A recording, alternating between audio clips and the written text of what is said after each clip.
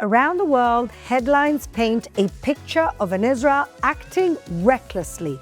Palestinians shot after appearing to surrender, and 2 children tragically killed after crossing the yellow line in Gaza. But is the global media missing the deeper reality of the enemy Israel is facing?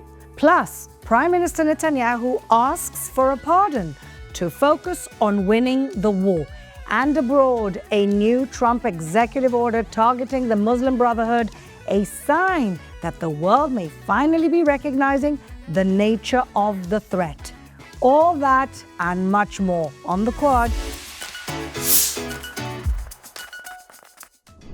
And welcome back, everybody, to The Quad here in our Jerusalem studios with my wonderful co-host, Emily Schrader, human rights activist and journalist, and par excellence activist, model, dancer, and much more, Bellamy Bellucci. Welcome back, everyone. There's so much going on as every single week. But this week, we actually have the first ever real proof and a confession of somebody used as a human shield. Look at this.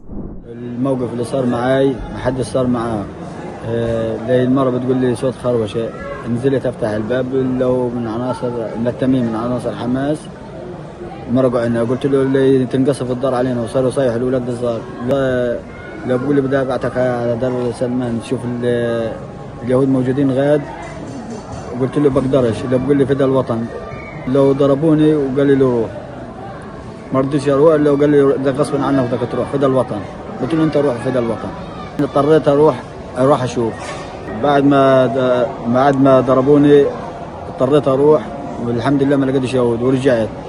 بتعامل معنا دروع بشريه يعني، والناس في غزه ما لهاش قيمه عند حماس يعني، وبتعاملوا في المدارس بخشوا بين المدنيين في الخيم بين المدنيين، يعني حرام اللي بصير فينا.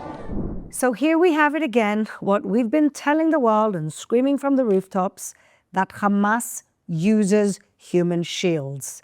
And not only uses human shields, but that's exactly their strategy. And they use human shields because they know that we actually care for other people. And yet with all of that, war is horrible and war is ugly. And we've had a slew of different news items this week that expose the ugliness of the war in impossible urban conditions. And we're here to unpack all of that and much more. Let's start with Judea and Samaria, the West Bank, where these 2 terrorists, let's not confuse it, they were terrorists. There was a showdown with the Israeli army. They were there for 2 hours trying to get them out. They come out. It looks like they're surrendering. The IDF soldiers are telling us afterwards in the interviews that somebody put their hand in their pocket. You can actually see that in the video. And so they thought there was an imminent threat of getting shot and shot them. Of course, the media sees things very differently, and all of the headlines go out that Israel is summarily executing people who surrendered. How do we deal with all of this in the middle of what we're facing? Emily. Well, I mean, I think the Army did say that they are investigating it, so I'll reserve my judgment of the situation. But what we do know so far is that Palestinian Islamic Jihad did confirm that those 2 individuals were wanted terrorists, that they were active members of Palestinian Islamic Jihad. And I think the problem that I've seen in how the media is reporting it and how, commentators, especially on social media, are responding, such as Hussam Zamla, the Palestinian ambassador to the UK, they're presenting it as if these are innocent Palestinian children who were just walking down the street and the IDF executed them. Yes, going about their day. And this is a total misrepresentation. And I find it highly disingenuous that someone from the Palestinian Authority is complaining about this when the Palestinian Authority is actually hunting these same terrorists. This is a terrorist organization that actually threatens the sovereignty, or what little there is, of the Palestinian Authority itself. And they keep paying terrorists to kill us. That's right. In any case. And that's right. So it's not like they've given up. Yeah, the idea that these are innocent people and that it's being presented as something somehow indicative of Israeli policy, or that those are the orders is ridiculous, especially given the fact that the IDF said immediately, we're investigating this, because at first you see it appears as if they've surrendered, then they're rolling around on the ground, you can see their hands moving, one of them looks like he's going back inside. Yeah. And again, as you mentioned, this is after a 2-hour manhunt for these individuals who are known terrorists. Yeah. So there's a lot of things going on that we don't know when you're not the actual combat soldier. So people should reserve judgment, and I think it's irresponsible of the media to be opining on this the way that they have thus far. This is what we've been suffering for the last 2 years, and people don't seem to realize that the IDF rules of engagement are actually very, very strict. Yes. In fact, many soldiers complain that the rules of engagement actually sometimes could endanger their lives. And this is the terrible situation that you find yourself in. You have to make a decision in a split second, or you're dead, or you're dead, a flinch. And people don't seem to understand that these soldiers, our soldiers, have to make these life-death decisions about their own lives, about defending their troops with terrorists. It's not like it's, like you said, people going about their lives.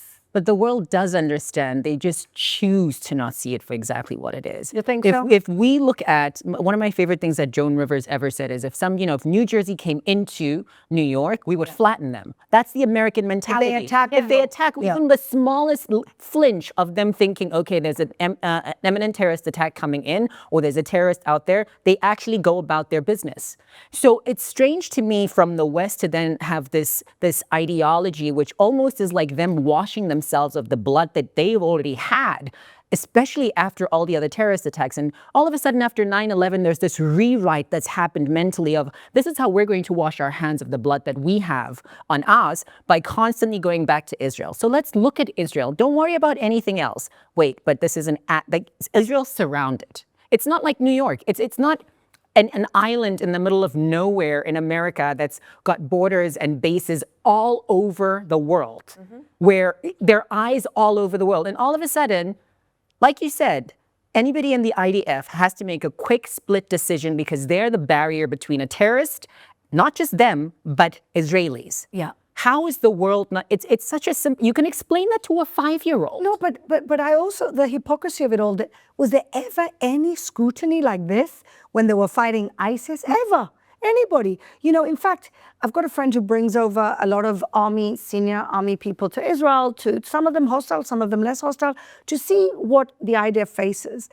And they confirmed that their rules of engagement are much looser than ours. Yep. In fact, in Afghanistan and Iraq, they used to have these boys spotting for ISIS, 12-year-old boys. And the directive was, you see a spotter, you kill them. We don't care what age they are. Yep. And we do so much to avoid that. Yes. When Hamas is just throwing these kids in front. And unfortunately, horrible things happen, like what happened over the yellow line. Now, those children, I am assuming they were innocent. I'm assuming, because you can't assume anything these days. Yep. I'm assuming they were innocent. Of course, the whole narrative has gone that they were picking up wood for their father in a wheelchair. There's always a father in a wheelchair. I'm not sure that's right. I'm not sure it's wrong.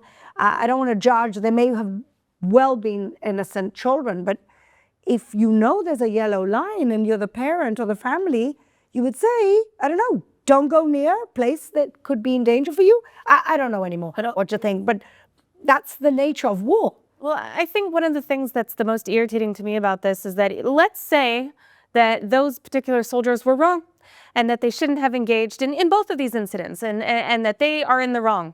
First of all, it's already under investigation. Yeah. Second of all, Both the way that's both incidents. The way that it's being presented as if this is the policy of the Israeli army, that is what I have a major problem with. Of course, there are things that happen in war that are wrong. Yeah. It's going to happen invariably. That's why we don't want to fight wars. Yes. Okay? Because bad things happen in war.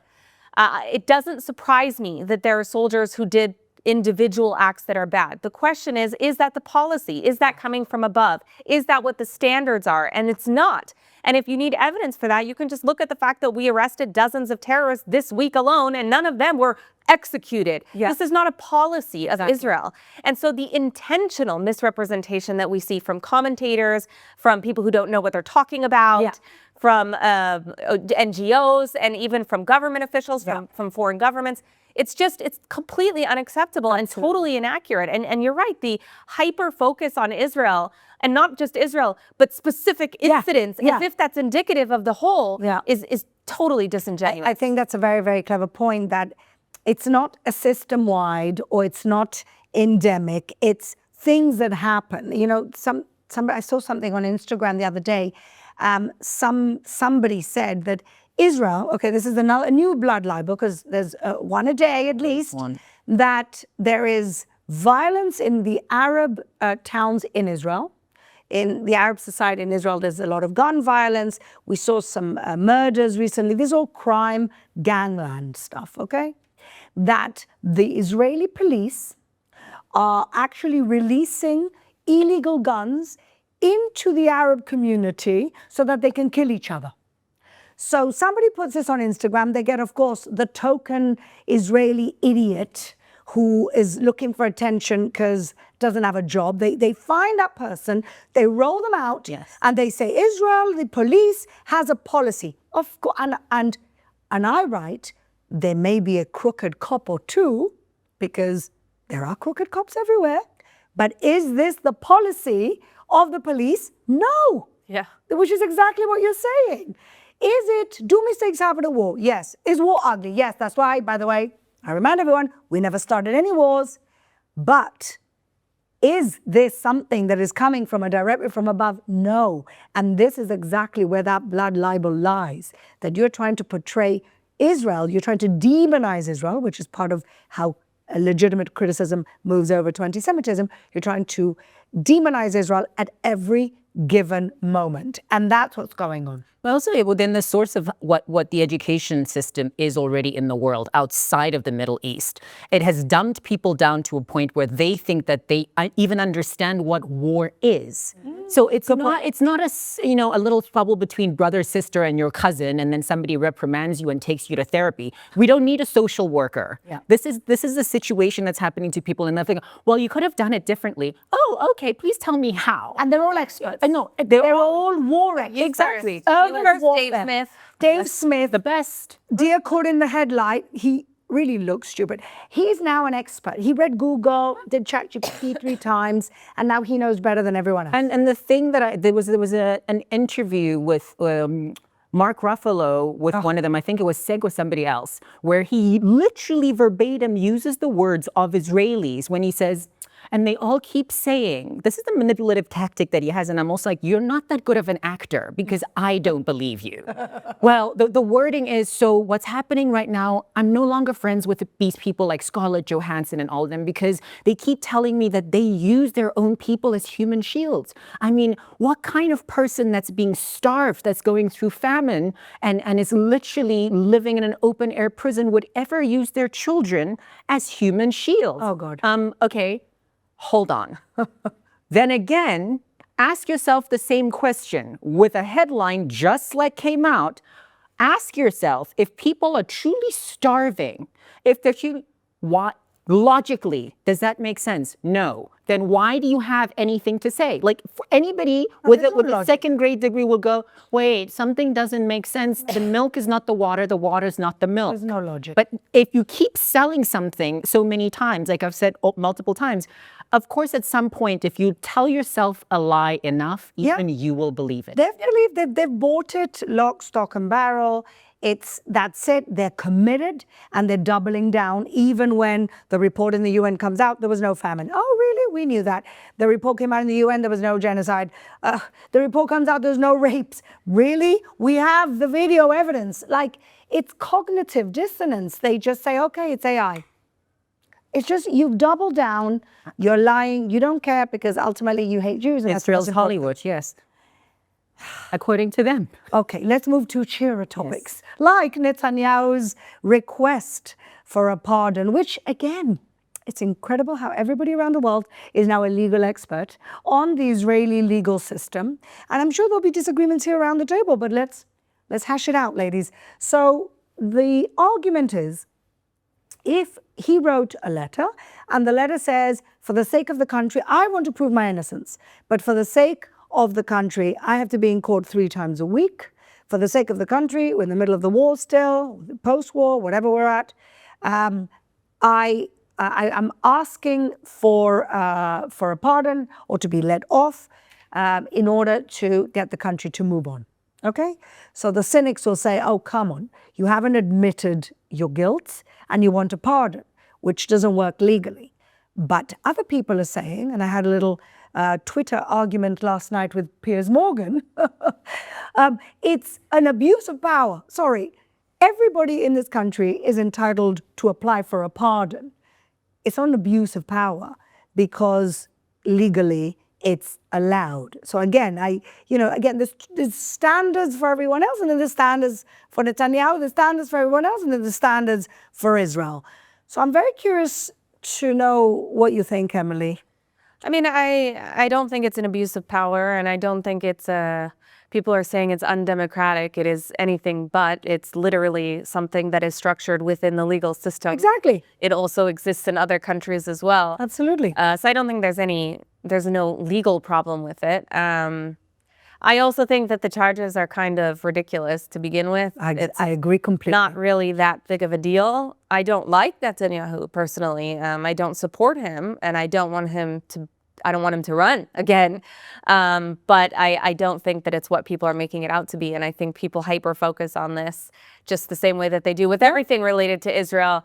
And I don't think it's that big a deal. I don't think it's that big a deal if he does get a pardon, and I don't think it's that big a deal if he doesn't. Well, the most serious charge, which was the bribery charge, is bribery, fraud, and breach of trust. The bribery charge, basically the judges said to the prosecution, guys, really holds no water. Yeah. And so that's basically been thrown out. Yeah. So what's left is breach of trust and fraud, and we're talking about mainly cigars and champagne, which honestly, I find ridiculous.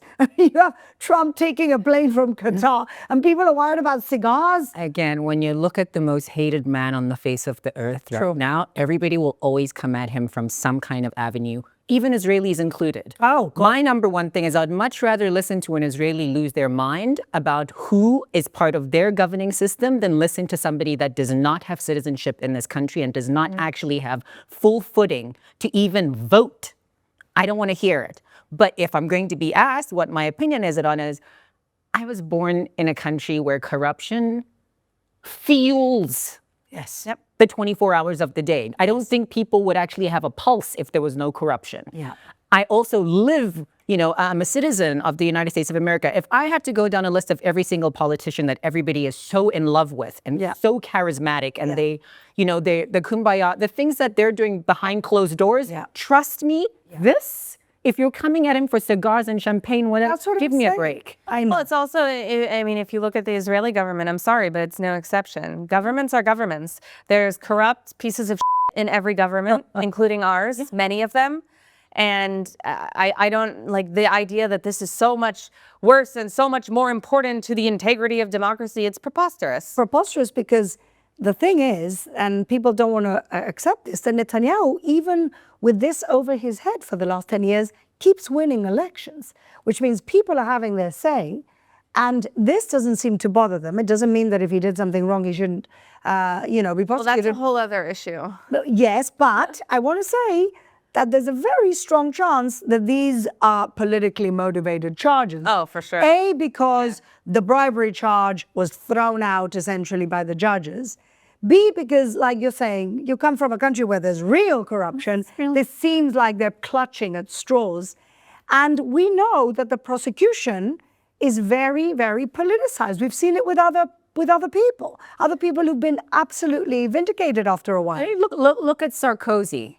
Great. He went in, you're guilty, He walked into the prison. A few days later, he walked out. He was just jogging 2 days ago. So, like, seriously, what's going on? You can lose your mind as much as possible, but at some point, politics is a very dirty game. Yep. And if you're going to have some kind of skin in it, you have to be able to play dirty. The only thing is that no one should ever find out. If we want to call a spade, no one should ever find out what you're actually doing. And you have to make sure that you've got people around you to help you keep your hands clean. And unfortunately, Israel, the size of New Jersey. If we're talking about a country with, 50 states or somewhat, I honestly, I'm not coming to his defense. I'm just saying he seems to be the number one leader who's under a microscope. Yeah. When you have somebody like Putin that's still blowing up Ukrainians on a daily basis, and somehow we're going to put this one on the back burner, we have to focus on Israel. Yes, 20,000 children missing in Ukraine. 20,000 children missing, 20,000.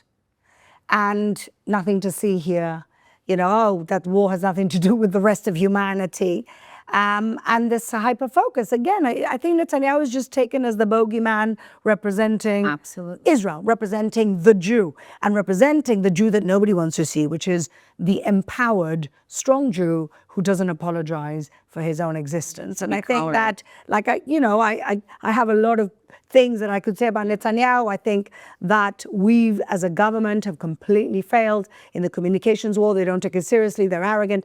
There's many things I could say, but at the same time, I can also say that, what's interesting is that he's made the request for a pardon. Everybody's going nuts. I mean, Israelis have been writing horrible things to me on Twitter since I came out and just saying it is legal. What did I say? It's not an abuse of power. That's what I said. And Israelis are like coming at me, calling me the worst names in Hebrew. I don't care. Bring it on. But the point is that ultimately what I think is going to happen is that President Herzog, will come back and say, we will consider your pardon if you do A, B, and C. Yeah. He'll get legal advice. The legal advice will say, this is my prediction. The legal advice would say, well, he has to confess before he gets pardoned. So I think what Herzog wants to do is throw this back into the ball in the court of Netanyahu and say, yes, I can pardon you if you do A, B, and C. I think that's where it's going. I don't think there's anything else that's going to happen, and this is going to be a football for a while. Might not even get. We might have an election with this football going through. I don't know. I mean, at the end of the day, like you said, he keeps winning elections. You have to give him one thing. He keeps winning elections no matter what, how much is coming at him. But we're not really out of the clear yet. No. We're not out of the clear yet. So I would honestly want to focus more on what's happening tomorrow here. What's happening tomorrow here? Where are we as Jews? And making sure that if Israel is state, Jews outside feel safer. Yeah. That should be the main focus. Yeah. You could be in New York, even when Trump was here, Yeah. when the signing was happening, and then he was here, and then he had to go to Egypt. He said it as a joke. I would really want you, no, President I'm Herzog. not sure it was a joke. I think that the whole thing was probably orchestrated by Netanyahu. But you know what? If he can get the American president Absolutely. to lobby on his behalf, I don't know. Especially during a victory lap. Why not? Well, exactly. Especially during Emily? I don't know that I would call that a victory lap. And also part of the reason we're in the situation that we're in today in terms of security is Netanyahu's responsibility. And I don't mean that he did it, because he certainly did not. But he was a leader more than anyone else during all of this time The last period. 10 years? And he bears more responsibility than anyone else as a leader. And that is one of the many reasons that I have a problem with him being the leader. And I think he needs to go. It's not a left-right issue. It's not because I think he's a criminal or corrupt or any of those things. It's because I think he hasn't done his job. And I think that the electorate is not paying attention, and we don't have a highly educated electorate that is looking at these things critically. It's kind of a cult of personality, and it has been for many years. And come on, which electorate is honestly the electorate that votes for Bibi? Which electorate around the world is a clever, sophisticated electorate? Scandinavian. Really? They're much higher. Well, they're going to get swollen up very soon. But that's because of their immigration policy, by which is also Islamism. tied to EU immigration policy. True.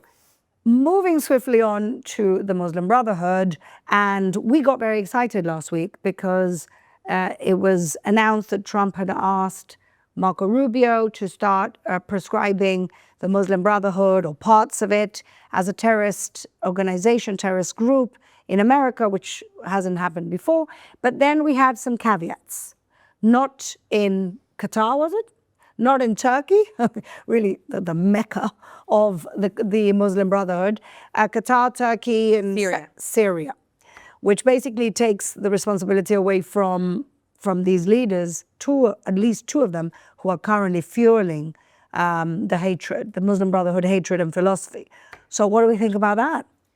There's two arguments. So first we have the argument that terror designation can be very hard legally to enforce. Yeah. And so the argument of the State Department and the administration is that if they focus only on ones they know they can implement, it's a lower bar. Yeah. And once it's passed, once it's approved, then they can go after the individuals that are associated with those chapters in any capacity, which does, of course, include those in Turkey, those in Syria, and those in Qatar. Right. That's a legitimate argument. Okay. I don't accept it.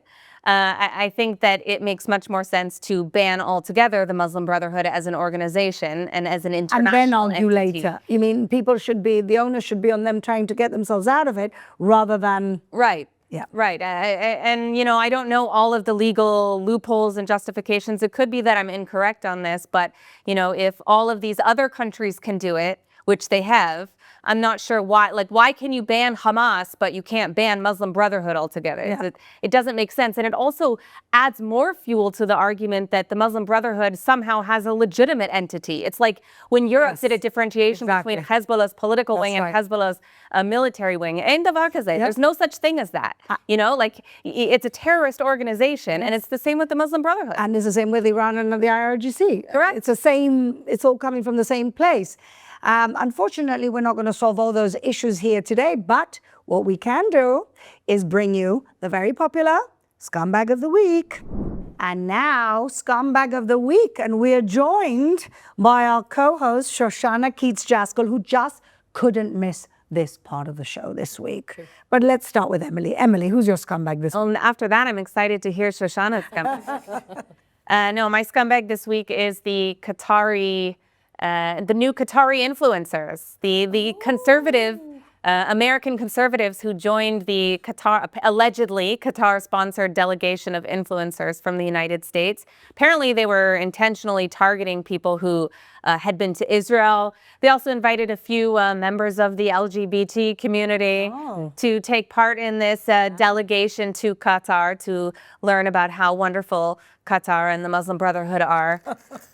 It's awful and disgusting, and I can't believe that these people have... There's a few of them. We don't know all their names yet. I know Rob Smith was one of them. Claire Sinclair was one of them. Emily Wilson, who also goes by Emily Saves America, was one of them. Sounds like she's saving Qatar, not America. Yes, like Tucker. But exactly. So this is definitely a concerning trend. It's not something new, but we see that Qatar is continuously moving into these spaces, trying to buy people off. There was even a video clip that was released this week of one of their officials saying, we have many foreign journalists on our payroll. Yes, we know. Kidding. We know. It's very obvious who they are. Yes, so they're my scumbags of the week. And I do want to add one more differentiation because I saw that this Emily was saying, well, no one complained this much when I went on a trip to Israel. Yeah, because Israel's an ally of the United States. Israel's a democratic country. Exactly. Israel is not a country that is actively trying to undermine Western civilization and to promote a terrorist organization, or in this case, many of them, through the Muslim Brotherhood Islamist ideology. So it's not at all the same thing. It is an enemy of the United States and all of Western civilization, and anyone who's taking part in it is a part of the problem, period. Absolutely. Here. Weekends ago with fashion industry all flocking Doha for 3 days. Why, there was a fashion show? 3 different events that had nothing to do with fashion, and Anna Wintour was there. Of course she was, because somebody flew her in a private jet. That's really all it takes.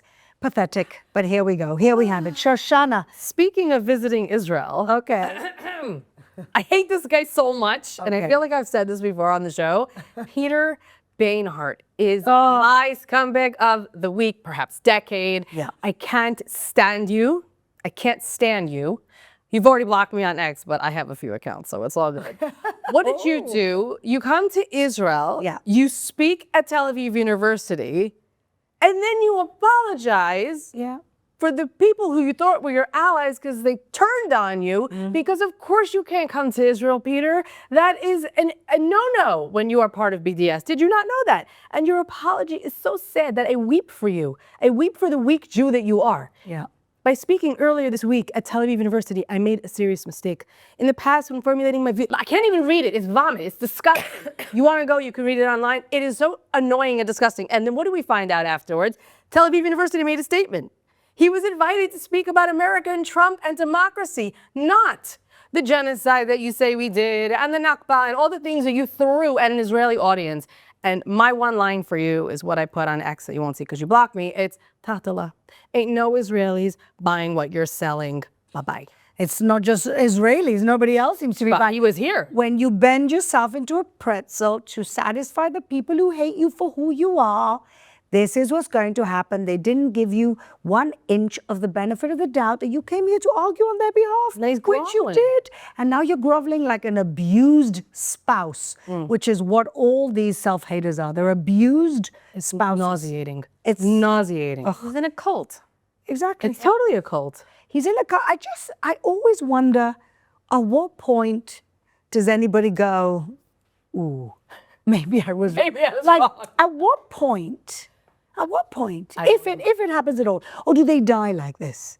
Or do you think at some point when they're like 80, they'll go, I spent my whole life turning against my own people, and who thanked me for it? Well, not the people that hated my people. I don't know. For me, it's this whole self-hating Jew is a fascinating psychological phenomenon. I agree. It's fascinating to me. It's so weird. I can't grasp it. I can't grasp it, it. yeah. And you know your grandparents are probably Holocaust survivors as well. Like, I don't get it. I had lunch with somebody this Shabbat who was in school with him. Yeah. She said his family, I don't, they're not very proud. Put it this way, they're traditional people. And you know what the worst thing is? That when he made his apology or he had an interview, he did an interview. I think it was for the Jerusalem Report. I don't know why anybody's bothering to interview him anyway. He had all these Sepharim, all these Jewish Gemara texts behind him. What are you trying to prove? This is a sign that you're a good Jew? No, it ain't. Sorry. You obviously didn't actually open it. Oh, and read them. There's assimilation above your own people. Oh my God. That's what it all And what happens with assimilation above your own people? They don't want you anyway. Unfortunately, we have a painful history of that. Bellamy, who's your scumbag this week? Guy Pearce is the scumbag of this week. And going back to just what you mentioned is like, for Jews, do they ever get to a point where they say, wait, maybe I should question what I did. I was wrong. Or maybe, no. Even with him, the good thing about all these actors, musicians, and entertainers is that they have PR machines behind them. So somebody went, hey, buddy, you're about to literally burn your career to the ground because this is incorrect information. We understand that you feel this way, and then we're going to give you something to say, and then we'll write it out for you. And then whatever you need to say is just say that you're taking a break for a while from social media. You don't even run your own social media. Let's get real. It's done through filters of everything else. And I was watching things that he's done on every single carpet and posting throughout since the beginning of this year. And he says, okay, this is January of this year. So they've reached a ceasefire. His response was, this is great. What a wonderful thing that the Palestinians can go back to their homes exactly where they were, happy and sound, on October 6th. And I said to myself, if you're smart enough to be able to read a script, study a character, take yourself out of your body and embody something else, how am I not believing anything that you're selling to me? And that's the issue that I have with all of these stars that are so protected by agents and managers and everything else. Because when a Jew even wears a Magen David or a yellow pin on a stud, they come after them like a crazy person. That's a symbol of genocide, as a Zionist, blah, blah, blah. That's the end of your career. On the other side, don't worry. Go away on vacation for a few days. Don't post anything. We'll make sure that nobody takes a picture of you. Come back with a tan and say, I'm very sorry. Yeah. It's just, honestly, that it's, as you say, it's so disingenuine. Like, basically what the guy was doing was sharing ultra far right tweets. Yeah. Like, this is supposed to be the liberal lefty Hollywood guy. He's sharing the worst hatred of Jews on his thing. You know what I find really funny? We had, who was it that made, David Lang made John Cleese a scumbag of the week a few weeks ago. And now he then did another little apology tour. And now, if you watch his tweets, are like, is this true? Now, every single tweet, he's asking the audience of haters, am I getting this right? Like, man, you should be taking. He's old enough. Yeah, you're old enough, and nobody wants you to come here and do your show anymore. So anyway, so my scumbag of the week is this Timu Bobby villain called George Abarioni, who was the head of the Oxford Union and who callously and disgustingly celebrated Charlie Kirk's murder. And the worst thing is that he knew and met Charlie Kirk because Charlie Kirk went to Oxford Union to do a debate against students, and this guy faced him on the table. So he met him. He saw him as a human being, not just something on a screen. And when he finds out that Charlie Kirk gets murdered in front of his family in the most terrible way that happened, what is his reaction? Oh, great, Charlie Kirk was murdered, let's go. That's the tweet he put out. Now, why is he my scumbag? He was a scumbag then, but he's a particular scumbag this week, is because now he's going on a victim tour. Because, of course, the murder of Charlie Kirk, he's the victim. Because he got pushed out of the Oxford Union because they couldn't do anything else, let's be honest. And now he's going around, he was on LBC radio, saying that he is the victim because of the way the people reacted to him celebrating the murder of a good man that maybe you didn't agree with, but he was a good family man who got murdered in front of his children. And you are now using that and your reaction as a reason to get people to feel sorry for you. And it's just, and people are feeling sorry for him. That's the worst. A lot of people are not. A lot of people are saying, who the hell are you? I don't even know how he got into Oxford, honestly, because it's clowns letting clowns in. And that's, the lunatics have taken over the asylum, and that's the problem with the Oxford Union. But the fact that now he's the one going around making himself the victim of Charlie Kirk's murder, which he celebrated, you are really a piece of work and a scumbag, narcissist, and everything in between. Yeah. George Abarioni, you're the scumbag of the week. Okay, and now to cleanse ourselves with some good vibes for the week, to give us strength, to keep going for another week, we have Heroes of the Week. So, Bellamy, let's start with you. Who's your hero this week? My hero this week is Sammy Steigman, who is from Birkenau. He's an Holocaust survivor. And while I was in New York, I went to the Soroka Gala to help rebuild and raise money for them. And he was one of the heroes of truth that the photographer Limor Garfunkel had done portraits of a lot of advocates so that they had a different angle, and they were showing all the people that have been speaking out since October 7th and even before. And he's just somebody that I had met before, but I had the pleasure of going and sitting at a gala because I really do hate galas. I've said it before, write the check, get on with it. Yeah, get on with it. But I sat next to this incredible human being who was filled with so much life and so much pride. He's not religious, whatever. He doesn't care. He was too busy flirting with people at the table, whatever. But there was just this air and this energy and this fire and the strength of a man that said, no matter what happened to me, losing my family, no matter what happens even now with Mamdani or anything else, we're in one room, we exist, look around. That was his message. Look around. We exist. You coming from where I come from, you're sitting next to somebody that survived the Holocaust. So the conversation that we should be having right now is, hey, let's make a toast. We should be cheering each other on. We should be celebrating. We should be coming back to the joy and the light that is the core and the underbelly of who we are as one body of a Jewish people and of Am Israel. Like, that is why he's my hero of the week. And how incredible that as a kid growing up in South Africa, I was able to meet Holocaust survivors when they were coming and teaching us about this. And I got out of this being indoctrinated by these demonic people that call themselves human rights, champions. And I got to sit next to him, not in a photo shoot, not in a dinner at someone's house, whatever, and have a conversation and laugh. That is something that I took away with myself, and I'm holding him with me wherever I go now. Beautiful. If one thing has kept me going throughout this whole thing has been Holocaust survivors, because the way I see it is, if they went through the worst, I mean, what we went through is like a day in Auschwitz, let's be honest, a day or 2 days. And if they went through that for years, that gave me hope that we can get over this, you know, that we can move on, that we can remember, but still look to a positive future. I had a friend who, she's now passed away, but I had a Holocaust survivor friend named Judith, who I miss terribly. And I used to go and just cry to her, and she's comforting me, you know, and that gave me a lot of, that gave me a lot of strength. So I hear you. I really hear you. Shoshana. Well, you know, they've been my scumbags before, so it's actually really nice to make you my heroes. Oh. Yeah, imagine that. Have they had that before? Have we had scumbag turned into a hero? Oh, I think Bibi's been both. Okay. Other than Bibi, who's definitely Trump both. Okay, well that's true. That's true. Well, Australia, you're in good company with Bibi and Trump as someone who was a scumbag, and now you are a hero. Oh, why? what happened? Because the Australian government has listed the Islamic Revolutionary Guard Corps, the IRGC, as a state sponsor of terrorism. Yep, they committed to taking the step following the ASIO's assessment that the IRGC, sorry, I'm reading this, had orchestrated attacks against Australia's Jewish community in order to sow division and undermine the multicultural society by targeting Jewish Australians to inflict harm and stoke fear.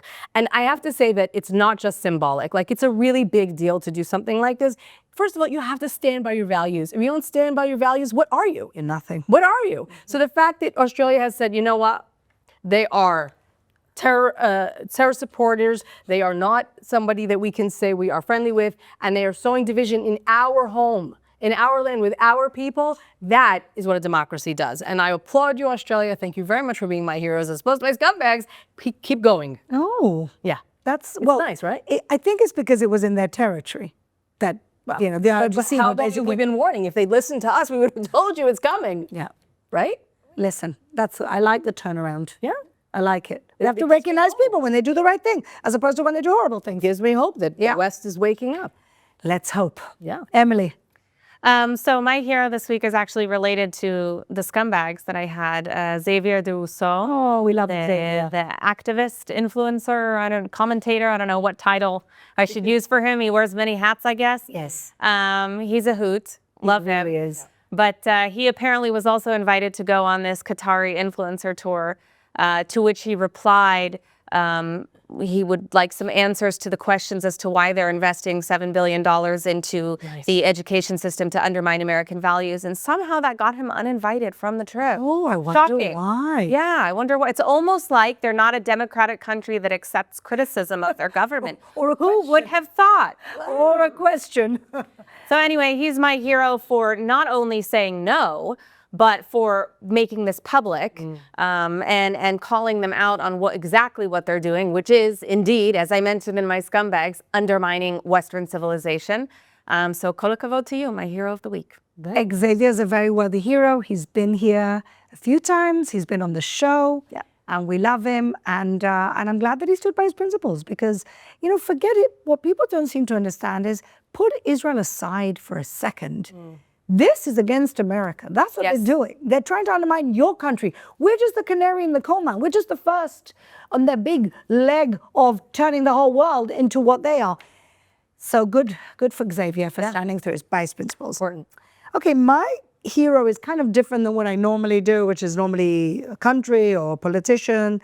It's a sportsman called Ahava, what a great name, Ahava Gordon. Now, I'm really not a fan or a follower of MMA, which is this mixed martial arts thing, but this kid popped into my feed and I can't stop watching him because he's this really confident 19-year-old.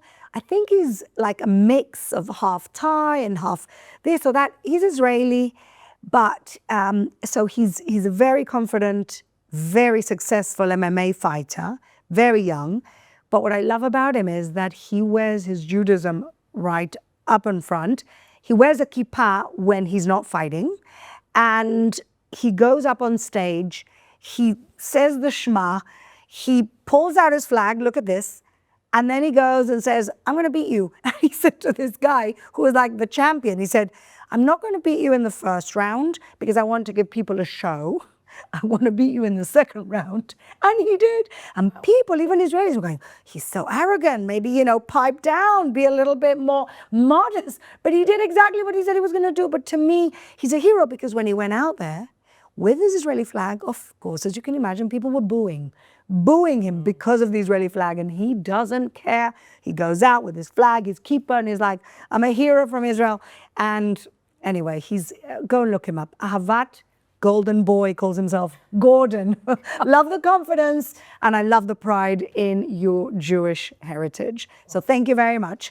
And ladies, with that, we finish another week, and we pray that the 2 hostages that are left, fallen heroes that are left, come back to their families. We're not going to listen to Qatar when they say, oh, maybe Israel should just forget about that and move on to the second stage. No, you signed the deal. You brokered the deal to bring them all home. And we're not going to stop until they all come home. So thank you for watching and see you next week.